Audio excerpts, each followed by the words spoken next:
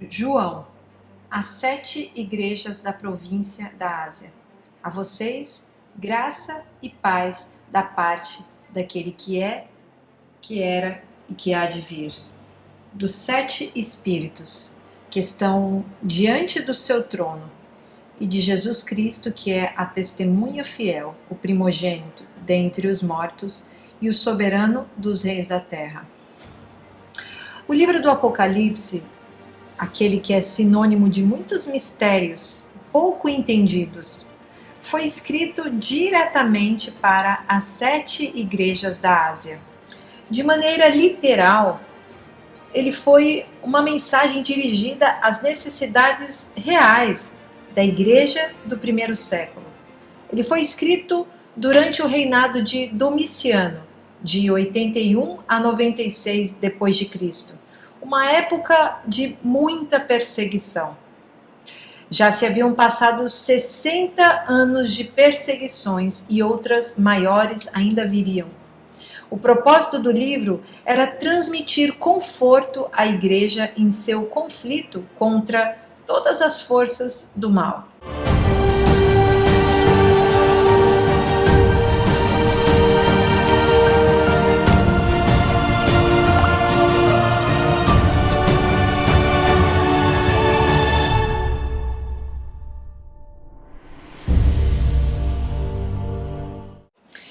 No vídeo anterior, nós falamos aqui um pouco sobre as duas testemunhas descritas em Apocalipse 11 e o quanto elas podem estar relacionadas com as duas igrejas dentre as 7 igrejas de Apocalipse que receberam uma aprovação final quanto à sua conduta.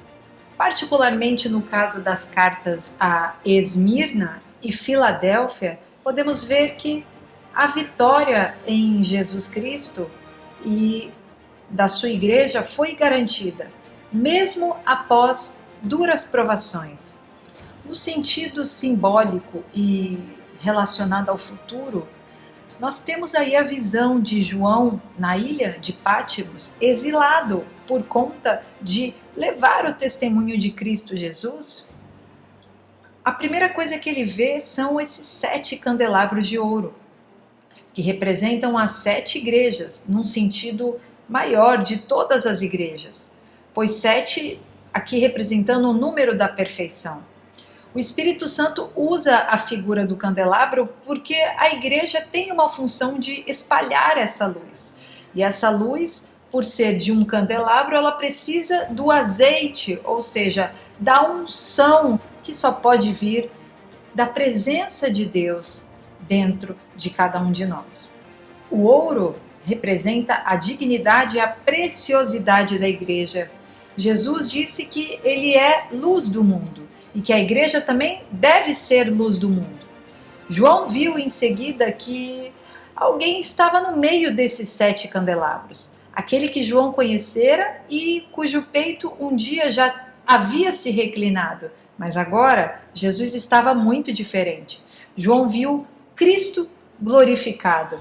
Ele está no meio dos candelabros, ou seja, no meio da igreja, controlando, vigiando, conhecendo tudo o que acontece e, é claro, punindo e recompensando.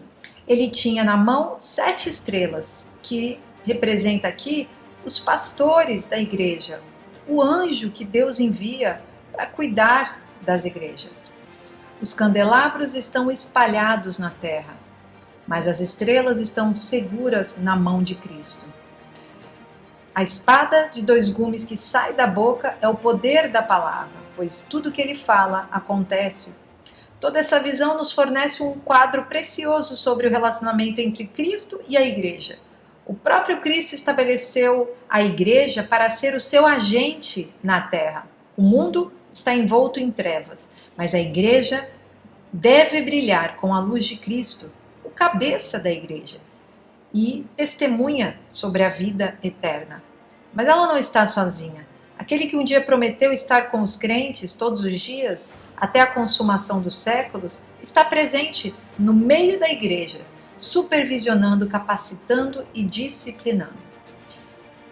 A igreja de Esmirna, em Filadélfia, tem muitas coisas em comum. O registro da oposição ao cristianismo em Esmirna, embora iniciado muito antes, teve seu ponto mais dramático durante o martírio de Policarpo, que foi por volta de 23 de fevereiro de 155 depois de Cristo, devido à sua recusa em negar o nome de Jesus. Ele fora bispo em Esmirna por muitos anos, e quando foi perguntado quanto à sua crença e a obrigação em negar a Cristo, ele declarou: servi a Cristo durante 86 anos e ele nunca me fez mal. Por causa disso, ele foi sentenciado a morrer na estaca. Em Apocalipse 2, a partir do versículo 8, nós lemos assim: Carta à igreja de Esmirna. Ao anjo da igreja em Esmirna, escreva: estas são as palavras daquele que é o primeiro e o último, que morreu e tornou a viver. Aqui começa falando exatamente sobre a característica de Jesus de sofrer. Então, em seguida continua: conheço as suas aflições e a sua pobreza.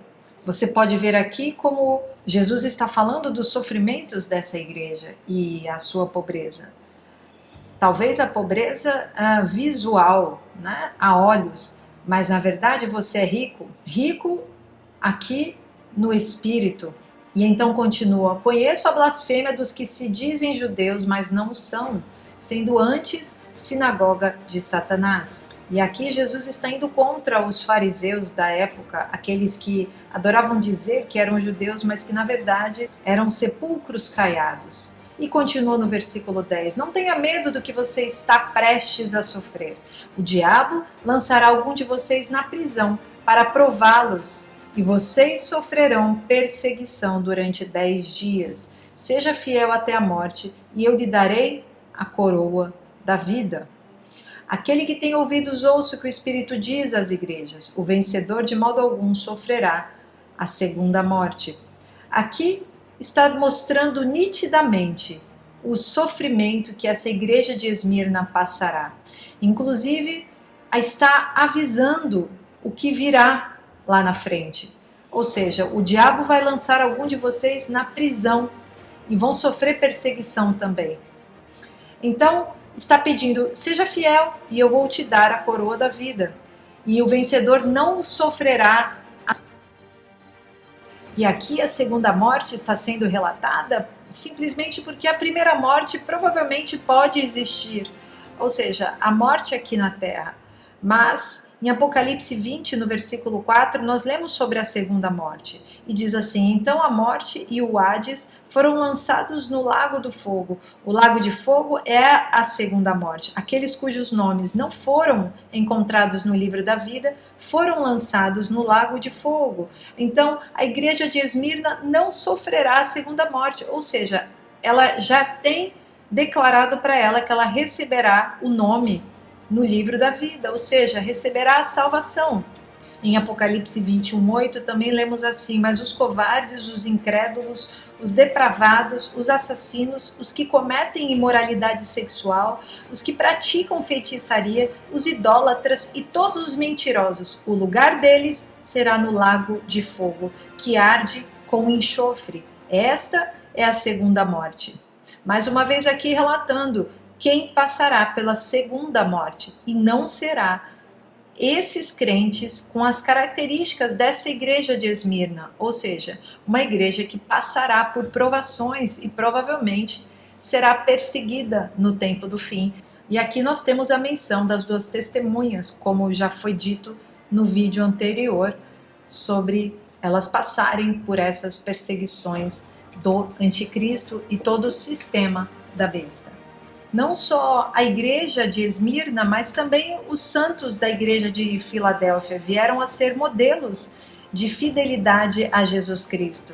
Ele os louva por sua firmeza e por toda a carta ele não expressa qualquer palavra de reprovação quanto a eles. São muitas as indicações da influência cristã em Filadélfia, pois a igreja permaneceu leal a Jesus ao longo dos séculos, mesmo quando o islamismo veio a ser a religião dominante na região, na primeira parte do século XX, 5 congregações cristãs eram ainda florescentes em Filadélfia.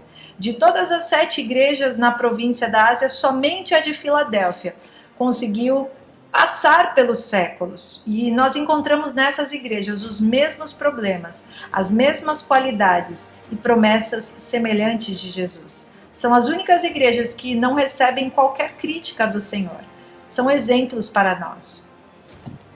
Podemos ler assim, Apocalipse 3, versículo 7. Ao anjo da igreja em Filadélfia, escreva: estas são as palavras daquele que é santo e verdadeiro, que tem a chave de Davi. O que ele abre, ninguém pode fechar. E o que ele fecha, ninguém pode abrir. E aqui nós temos a descrição de Jesus. E essa unção dele é passada para esta igreja de Filadélfia. Pois podemos continuar lendo assim. Versículo 8, conheço as suas obras, eis que coloquei diante de você uma porta aberta que ninguém pode fechar. Sei que você tem pouca força, mas guardou a minha palavra e não negou o meu nome. Olha que interessante, você tem pouca força, mas guardou a minha palavra e não negou o meu nome. Ou seja, nós não precisamos ter muita força. Para você ser uma testemunha de Cristo no fim dos tempos, você não precisa ter muita força. Você precisa simplesmente guardar a palavra e não negar o nome de Cristo. E ele coloca uma porta aberta diante dessa igreja que ninguém pode fechar, ou seja, a porta da salvação. Aqueles que seguem esta linha de quê? De guardar a palavra e não negar o nome de Cristo, tem essa porta aberta diante deles. Recebem esta unção que Jesus está simbolizando. E versículo 9, veja o que farei com aqueles que são sinagogas de Satanás, que se dizem judeus e não são, mas são mentirosos. Farei que se prostem aos seus pés e reconheçam que eu o amei. Mostrando aqui, assim como na igreja de Esmirna, a repulsa de Jesus contra os fariseus, os sepulcros caiados, aqueles que parecem por fora serem algo, mas na verdade são falsos profetas, falsos cristos. E continua no versículo 10. Visto que você guardou a minha palavra de exortação e perseverança, eu também o guardarei da hora da provação que está para vir sobre todo o mundo, para pôr à prova os que habitam na terra. Então aqui eu tenho inclusive um vídeo só falando sobre este versículo, eu vou deixar aí para vocês, porque senão eu ficaria muito tempo agora falando só sobre esse versículo, então eu tenho um vídeo inteirinho só sobre esse versículo, para que vocês entendam o que está sendo dito aqui, mas não, eu não acredito que está falando sobre a igreja sair durante a tribulação. Pelo contrário, a igreja ser guardada durante a tribulação. Assim como nos tempos de Noé, onde a família de Noé dentro da arca foi guardada daquele dilúvio, mas não foi retirada do dilúvio. Ela estava ali. Assim como o povo de Israel, quando as pragas vieram contra o Egito, eles não foram retirados, eles foram guardados, né? As portas foram pintadas de sangue, os beirais das portas, e por conta disso a praga não chegou àquelas casas que estavam demarcadas com o sangue de Cristo. E nós continuamos no versículo 11. Venho em breve, retenha o que você tem, para que ninguém tome a sua coroa. Ou seja, mantenha-se assim como você está sendo agora. Mantenha-se se baseando na palavra e não negando a Cristo Jesus. Porque se você fizer o contrário, você vai perder a sua coroa. Versículo 12. Farei do vencedor uma coluna no santuário do meu Deus, e dali ele jamais sairá. Escreverei dele o nome do meu Deus e o nome da cidade do meu Deus, a Nova Jerusalém, que desce dos céus da parte de Deus. E também escreverei nele o meu novo nome. Aquele que tem ouvidos, ouça o que o Espírito diz às igrejas. E aqui ele coloca o vencedor como uma coluna no santuário, ou seja, aqueles que farão parte do santuário na Nova Jerusalém. Então podemos ver que em ambas as duas igrejas parece haver também alguma coisa negativa. Esmirna com poucos recursos e Filadélfia com pouca força. Mas, na verdade, só nos mostra que a nossa vitória em Cristo Jesus, a salvação, ela não depende da nossa força, ela não depende da nossa riqueza. Ambas as igrejas haveriam de passar pela tribulação, passar pelo sofrimento. A igreja de Esmirna mostra claramente que passaria por provações, pela prisão, por perseguição. E a igreja de Filadélfia fala que seria guardada da hora da aprovação. Então aqui, talvez nós pudéssemos nos lembrar também da mulher de Apocalipse 17, que recebe asas para ir para o deserto, ficar durante um tempo, 2 tempos e meio tempo, ou seja, 3 anos e meio da tribulação, e ali receber todo o sustento necessário de Deus para permanecer firme durante a grande tribulação. E aí você pode me perguntar, mas Mariana, apenas essas 2 igrejas receberão a salvação? E eu te respondo, não. Acredito que essas 2 igrejas são um exemplo que devem ser seguidos. É isso aqui que Deus está querendo nos mostrar para o tempo do fim, ou seja, em uma, seguir a palavra e não negar a Cristo.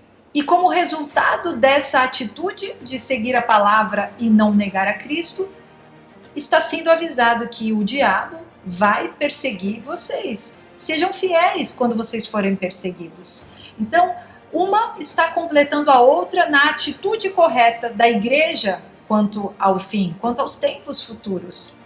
Mas nós podemos olhar aqui, por exemplo, na igreja de Sardes, lá no capítulo 3, versículo 4, escrito assim: no entanto, você tem aí em Sardes uns poucos que não contaminaram as suas vestes. Eles andarão comigo vestidos de branco, pois são dignos. O vencedor será igualmente vestido de branco.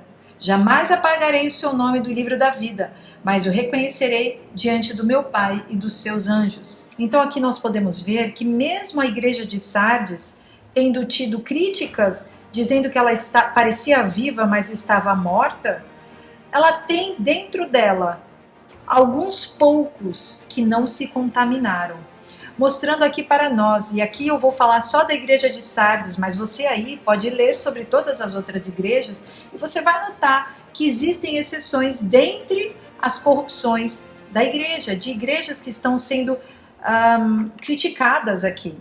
Então chegamos à conclusão que o quê?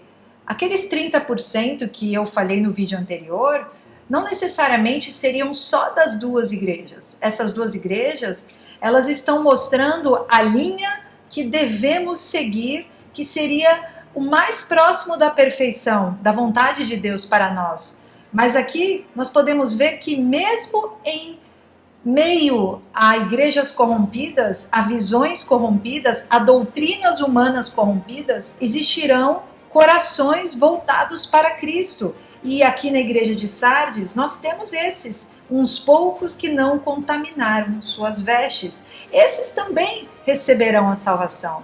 Esses também podem vir a ser testemunhas de Cristo. Esses também estarão com ele de vestes lavadas diante da sua presença. Então, queridos, por que eu estou dizendo isso aqui? Para que você se inclua de alguma maneira dentre as testemunhas de Cristo, que estarão diretamente pregando o Evangelho, seguindo a sua palavra e confirmando Cristo Jesus nas suas vidas. Que isso possa ser um despertar para a Igreja de Cristo, que isso possa ser a certeza no nosso coração de que Deus está nos alertando desde sempre para tudo aquilo que nós podemos errar e tudo aquilo que pode vir ao nosso encontro querendo nos atrasar, nos derrubar e fazer com que nós perdamos a vida eterna. Tenho certeza que você não quer isso para a sua vida. Então hoje, busque a Jesus. Esqueça tudo que ficou para trás. O passado não volta. O presente foi Deus que te deu. E o futuro, Deus está te preparando para viver Ele da melhor maneira. Deus abençoe a sua vida. E até o próximo vídeo.